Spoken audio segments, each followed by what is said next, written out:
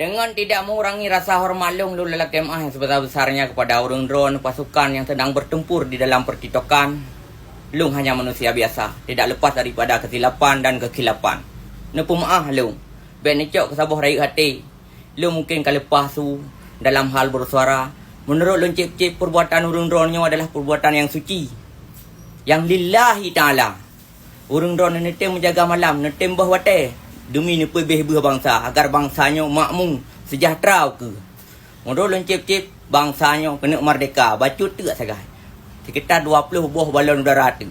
Kan halon tolong, kan halon bantu. Long ingin si ikut berjuang di dalam pasukan TikToknya. Tapi Long hasil persyaratan. Nak pernah lajukan ni pegah Long hana surat pungu. Jadi hanya Long tamang.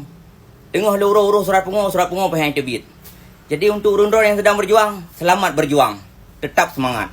Pasukan TikTok. Nyo kemurut ke begal orang Tuhan nya datang pelaku labu je kasau kaya. Mihana datang pelaku anak tengku je ke belaga. Di Cina je begal TikToknya sebuah alat hiburan, tapi orang Aceh je digunakan sebagai alat perang.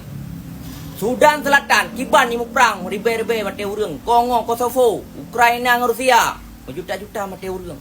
Paduk draw yatim mana, paduk draw janda promo. Pemikiran orang Aceh orangnya 2 langkah lebih maju daripada negara-negara maju lain je. Tanya sistem teknik mu perang urat saraf orangnya.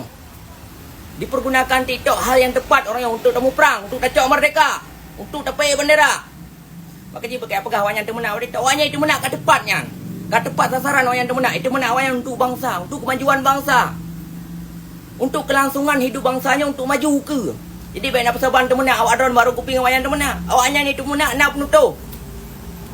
Jadi tanya orangnya taktik gerilya di dalam TikToknya 2 langkah lebih maju daripada negara-negara maju lain je.